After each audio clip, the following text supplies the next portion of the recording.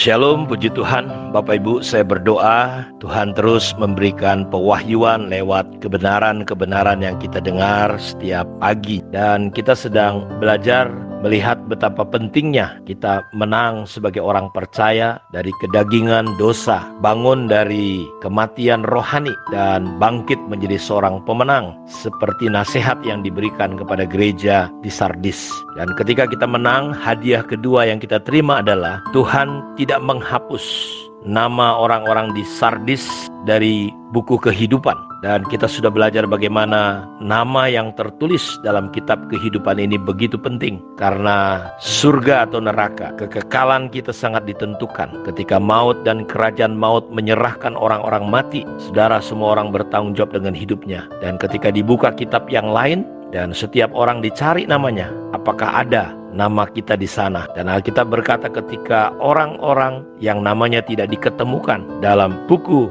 atau kitab kehidupan, maka orang-orang itu dilemparkan ke dalam lautan api yang menyala-nyala, dan itu disebut kematian yang kedua. Kalau kita kembali belajar hari ini Bapak Ibu, ternyata betapa pentingnya nama kita tercatat dalam buku kehidupan. Karena kalau kita melihat dalam kitab Wahyu pasal 13 ayat yang ke-8 dikatakan, dan semua orang yang diam di atas bumi akan menyembahnya, yaitu maksudnya antikris, yaitu setiap orang yang namanya tidak tertulis sejak dunia dijadikan di dalam kitab kehidupan dari anak domba yang telah disembelih. Dampaknya adalah semua orang yang diam di atas bumi satu hari akan tertipu, terjebak dengan yang namanya antikris. Mereka akan menyembah binatang itu, yaitu antikris. Jadi betapa pentingnya nama kita ditulis dalam buku kehidupan. Bukan hanya untuk kekekalan, tetapi menghindari diri kita semua dari jebakan dan tipu daya iblis yang satu hari akan memakai antikris.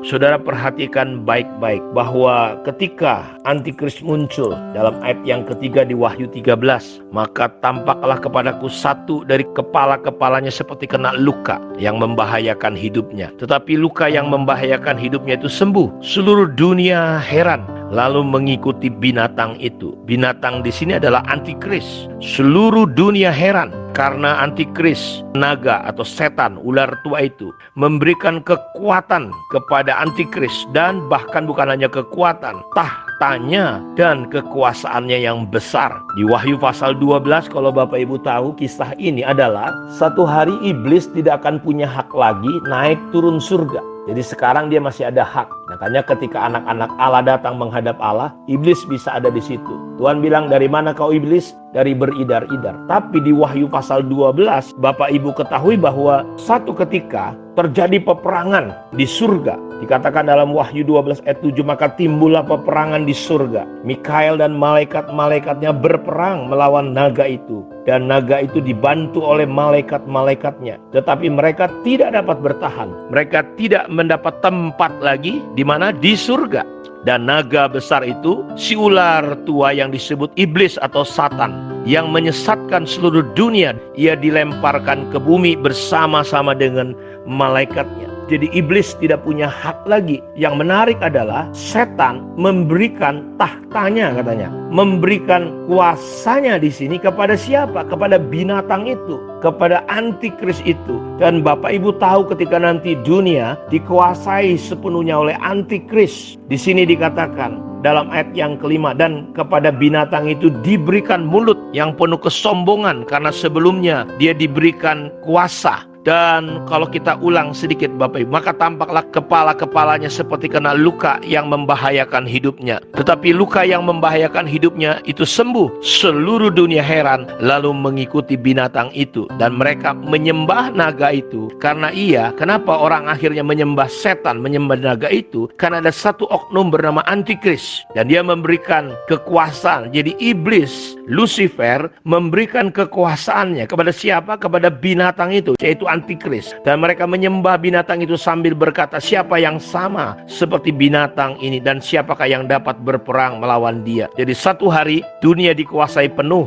oleh iblis lewat antikris. Orang dipaksa menyembah dan antikris bergerak dengan menyatukan segala sesuatu dan dia melakukan banyak hal. Dan ayat kelima, dan kepada binatang itu diberikan mulut yang penuh kesombongan dan hujat, kepadanya diberikan juga kuasa untuk melakukan 42 bulan lamanya, jadi hampir 3,5 tahun. Lalu ia membuka mulutnya untuk menghujat Allah, menghujat namanya dan kemah kediamannya dan semua mereka yang diam di surga. Pokoknya iblis memberikan kuasa kepada antikris, dan antikris dengan mulut yang sombong menghujat Tuhan, menghujat apa saja yang berkaitan dengan Tuhan. Dan ayat yang ketujuh, ia diperkenankan untuk berperang melawan orang-orang kudus dan untuk mengalahkan mereka, dan kepadanya diberikan kuasa atas setiap suku dan umat dan atas bahasa dan bangsa, dan semua orang yang diam di atas bumi akan menyembahnya. Perhatikan, yaitu setiap orang yang namanya tidak tertulis sejak dunia ini dijadikan di dalam kitab kehidupan dari anak domba yang telah disembelih.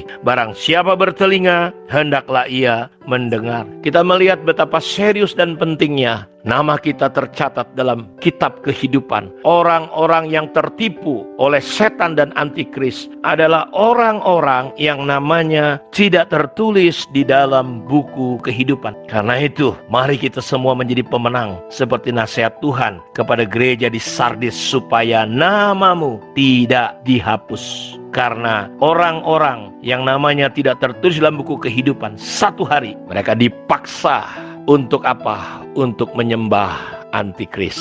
Dan orang-orang yang tidak diketemukan namanya dalam buku kehidupan, mereka akan menyembah setan. Dan jelas ketika nanti hari-hari terakhir, ketika Tuhan datang, iblis dan semua antikris dan pengikut yang sudah dapat cap 666, karena mereka tidak punya cap dari Allah, tapi mereka dapat cap dari setan. Karena itu saya berdoa, biar kiranya renungan ini terus memotivasi kita, mendorong kita untuk menjaga hidup kita, pertobatan kita, kesungguhan kita, kasih karunia Tuhan melimpah atas kita yang membawa kita pada kekudusan. Tuhan memberkati kita semua. Shalom.